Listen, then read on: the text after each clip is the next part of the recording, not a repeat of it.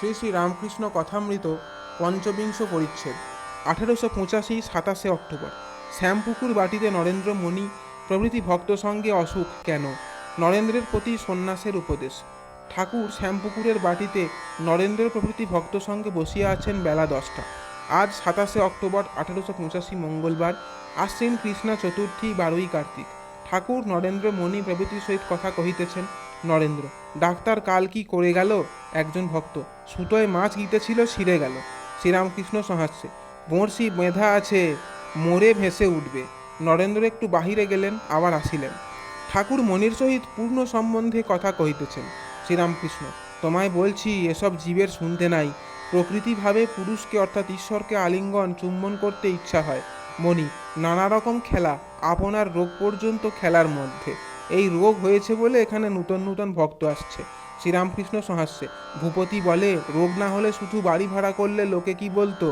আচ্ছা, ডাক্তারের কি হলো? মণি: এদিকে দাস্য মানা আছে, আমি দাস তুমি প্রভু। আবার বলে, মানুষ উপমা আনো কেন? শ্রীরামকৃষ্ণ: দেখলে আজ কি আর তুমি আর তার কাছে যাবে? মণি: খবর দিতে দিতে যদি হয় তবে যাব। শ্রীরামকৃষ্ণ: বঙ্কিম ছেলেটি কেমন? এখানে যদি আসতে না পারে, তুমি না হয় তারে সব বলবে, চৈতন্য হবে। নরেন্দ্র আসিয়া কাছে বসিলেন। নরেন্দ্রের পিতার পরলোকপ্রাপ্তি হওয়াতে বড়ই ব্যতিব্যস্ত হইয়াছেন। মা ও ভাইয়েরা আছেন, তাহাদের ভরণপোষণ করিতে হইবে। নরেন্দ্র আইন পরীক্ষার জন্য প্রস্তুত হইতেছেন। মধ্যে বিদ্যাসাগরের বউবাজারের স্কুলে কয়েক মাস শিক্ষকতা করিয়াছেন। বাটির একটা ব্যবস্থা করিয়া দিয়া নিশ্চিন্ত হইবেন, এই চেষ্টা কেবল করিতেছেন। ঠাকুর সমস্তই অবগত আছেন। নরেন্দ্রকে একদৃষ্টে সস্নেহে দেখিতেছেন। শ্রীরামকৃষ্ণ মাস্টারকে: আচ্ছা, কেশব সেনকে বললাম যদৃচ্ছা লাভ। যে বড় ঘরের ছেলে, তার খাবার জন্য ভাবনা হয় না, সে মাসে মাসে মুষোহারা পায়। তবে নরেন্দ্রের অত উঁচু ঘর তবু হয় না কেন? ভগবানে মন সব সমর্পণ করলে তিনি তো সব জোগাড় করে দিবেন। মাস্টার: আজ্ঞা হবে, এখনো তো সব সময় যায় নাই। শ্রীরামকৃষ্ণ: কিন্তু তীব্র বৈরাগ্য হলে ওসব হিসাব থাকে না। বাড়ির সব বন্দোবস্ত করে দিব, তারপরে সাধনা করব। তীব্র বৈরাগ্য হলে এরূপ মনে হয় না। সহাস্যে: গোসাই লেকচার দিয়েছিল, তা বলে 10,000 টাকা হলে ওই থেকে খাওয়া দাওয়া এইসব হয়। তখন নিশ্চিন্ত হয়ে ঈশ্বরকে বেশ ডাকা যেতে পারে।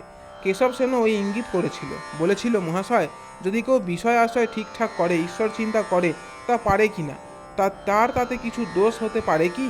আমি বললাম, তীব্র বৈরাগ্য হলে সংসার পাতকুমা, আত্মীয় কাল সাপের মতো হোধ হয়। তখন টাকা জমাবো, বিষয় ঠিকঠাক করব, এসব হিসাব আসে না। ঈশ্বরই বস্তু আর সব অবস্তু। ঈশ্বরকে ছেড়ে বিষয় চিন্তা? একটা মেয়ের ভারী শোক হয়েছিল। আগে নথটা কাপড়ের আঁচলে বাঁধলে, তারপর ওগো আমার কি হলো গো বলে আছড়ে পড়ল, কিন্তু খুব সাবধান, নথটা না ভেঙে যায়। সকলে হাসিতেছেন। নরেন্দ্র এই সকল কথা শুনিয়া বানবিদ্ধের ন্যায় একটু কাত হইয়া শুইয়া পড়িলেন।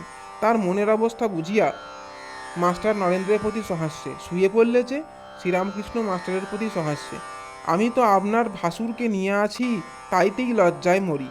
এরা সব অন্য মাগিরা পরপুরুষ নিয়ে কি করে থাকে। মাস্টার নিজে সংসারে আছেন, লজ্জিত হওয়া উচিত। নিজের দোষ কেউ দেখে না, অপরের দেখে।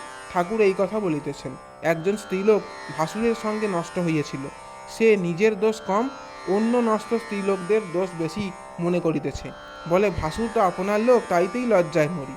নিজে একজন বৈষ্ণব গান গাইতেছিল। ঠাকুর শুনিয়া অতিশয় আনন্দিত হইলেন। বৈষ্ণবকে কিছু পয়সা দিতে বলিলেন। একজন ভক্ত কিছু দিতে গেলেন। ঠাকুর জিজ্ঞাসা করিতেছেন, কি দিলে? একজন ভক্ত বলিলেন, তিনি 2 পয়সা দিয়েছেন। ঠাকুর: চাকরি করা টাকা কিনা, অনেকে কষ্টের টাকা, খোসামদের টাকা, মনে করেছিলাম 4 আনা দিবে। ছোটনরেন ঠাকুরকে যন্ত্র আনিয়া তাড়িতের প্রভৃতি দেখাইবেন বলিয়াছিলেন, আজ আনিয়া দেখাইলেন। বেলা 2টা। ঠাকুর ভক্ত সঙ্গে বসিয়া আছেন। অতুল একটি বন্ধু মুনসেফকে আনিয়াছেন। শিকড়পাড়ার প্রসিদ্ধ চিত্রকর বাগজি আসিয়াছেন। কয়েকখানি চিত্র ঠাকুরকে উপহার দিলেন। ঠাকুর আনন্দের সহিত পট দেখিতেছেন। সরভুজ মূর্তি দর্শন করিয়া ভক্তদের বলিতেছেন, দেখো কেমন হয়েছে। ভক্তদের আবার দেখাইবার জন্য অহল্যা পাষাণীর পট আনিতে বলিলেন। পটে শ্রীরামচন্দ্রকে দেখিয়া আনন্দ করিতেছেন। শ্রীযুক্ত বাগজির মেয়েদের মতো লম্বা চুল। ঠাকুর বলিতেছেন, অনেককাল হলো দক্ষিণেশ্বরে একটি সন্ন্যাসী দেখেছিলাম, না হাত লম্বা চুল। সন্ন্যাসীটি রাধে রাধে বলতো, ঢং নাই। কিয়ৎক্ষণ পরে নরেন্দ্র গান গাইতেছেন। গানগুলি বৈরাগ্যপূর্ণ। ঠাকুরের মুখে তীব্র বৈরাগ্যের কথা ও সন্ন্যাসের উপদেশ শুনিয়া কি নরেন্দ্র উদ্দীপন হইল। নরেন্দ্রের গান। প্রথম গান। যাবে কি হে দিন আমার বিফলে চালিয়ে। 2 নম্বর, অন্তরে জাগিছে ওমা অন্তর যামিনী। 3 নম্বর, কি সুখ জীবনে মম হে নাথ দয়াময় হে, যদি চরণ সরোজে পরানো মধুপ চিরমগ্ন না রয় হে। জয় ঠাকুরমা স্বামী।